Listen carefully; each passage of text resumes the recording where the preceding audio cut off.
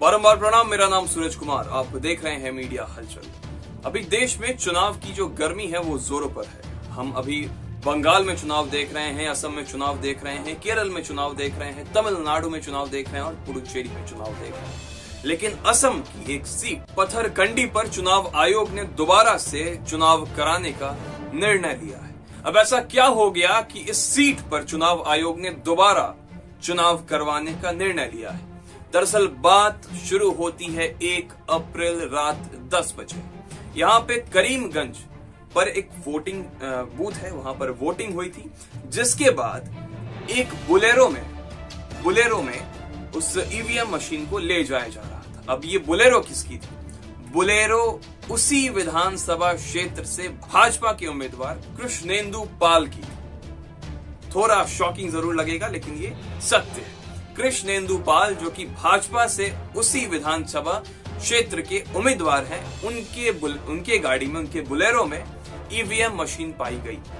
हुआ ये कि उस गाड़ी को उस गांव के जो लोग हैं, उस नगर के जो लोग हैं, स्थानीय लोग, उन्होंने घेर लिया। जब घेरा तो उस बुलेरो का जो ड्राइवर था वो भाग गया। जब अंदर गए गाड़ी के तो ना तो कोई चुनाव आयोग का कोई अधिकारी था, ना ही कोई सुरक्षा कर्मी था, जो कि ईवीएम मशीन के साथ होना चाहिए, वो नहीं था। जिसके बाद अब चुनाव आयोग पर सवाल उठने शुरू हो गए। असम के कांग्रेस प्रदेश अध्यक्ष विपिन बोरा ने चुनाव को बाइकआउट करने तक की धमकी दे डाली है अगर चुनाव आयोग कोई कड़ा फैसला नहीं लेती। वहीं इस पर अब ये वीडियो क्योंकि वायरल अब हो गया है सोशल मीडिया पर, तो लोग भी अब तंज कसते नजर आ रहे हैं चुनाव आयोग पर और उसकी जिम्मेदारी को लेकर, और साथ ही कांग्रेस भी इस पर हमलावर होती नजर आ रही है। प्रियंका गांधी ने ट्वीट करके लिखा, जब भी इलेक्शन होता है ईवीएम के साथ प्राइवेट गाड़ियां पकड़ी जाती हैं। जब भी इलेक्शन होता है ईवीएम के साथ प्राइवेट गाड़ियां पकड़ी जाती है।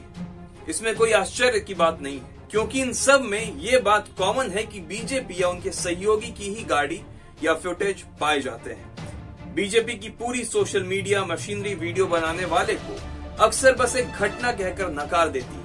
ऐसे बहुत से वीडियो आए, लेकिन किसी पर भी एक्शन नहीं लिया गया। पर इलेक्शन कमीशन को फौरन एक्शन लेना चाहिए। सभी पार्टियों के साथ बैठकर ईवीएम के इस्तेमाल पर पुनर्विचार होना चाहिए। शुरुआत में तो ऐसा कहा गया कि ये जो गाड़ी है वो भाजपा के जो वहां के उम्मीदवार है उनकी नहीं है, लेकिन क्योंकि जब आप चुनाव देते हैं तो आपको अपना जो डॉक्यूमेंट्स है वो जमा करना पड़ता है, तो उस डॉक्यूमेंट्स में उस कार का जो नंबर है वो पाया गया और उसी से यह साबित हुआ कि वो जो गाड़ी है वो भाजपा के ही उम्मीदवार की, क्षेत्र के जो उम्मीदवार हैं उनकी गाड़ी है। अब यहाँ पर इलेक्शन कमीशन एक और बात कह रही है। इलेक्शन कमीशन कह रही है कि उनकी गाड़ी खराब हो गई थी, जिसके बाद जो भाजपा के उम्मीदवार हैं उन्होंने उन्हें लिफ्ट दी थी। अगर लिफ्ट दी थी तो सवाल यहाँ पे उठता है कि फिर वहां के जो अफसर हैं, उस ईवीएम के साथ जो अफसर रहने चाहिए वो क्यों नहीं थे? दूसरा कि वहां पे चुनाव आयोग की अधिकारी कोई क्यों नहीं थी जिस भाजपा के उस उम्मीदवार की गाड़ी में? ये सवाल बहुत लाजमी है और एक निश्चित प्रश्न है, क्योंकि अगर आप इस प्रश्न का उत्तर नहीं दे पाएंगे तो आपकी जो कार्यशैली है उस पर लोग सवाल उठाएंगे। अब चुनाव आयोग ने इससे जुड़े 4 अफसर को सस्पेंड कर दिया है। साथ ही इस पर अब जो जांच है उसको भी करने की बात कही गई है। लेकिन अब बात यहाँ पे उठता ये है कि क्या इसी विधानसभा क्षेत्र में इस तरह की हरकत हो रही है या फिर और भी विधानसभा क्षेत्र है जहां पे इस तरह की हरकत होती है? अगर क्या होता कि अगर वो जो स्थानीय लोग हैं उस गाड़ी को नहीं घेरते तो क्या ये खुलकर ये हकीकत सामने आती? और अगर वहां पे कुछ बड़ा उलटफेर हो जाता तो इसकी जिम्मेदारी कौन लेता?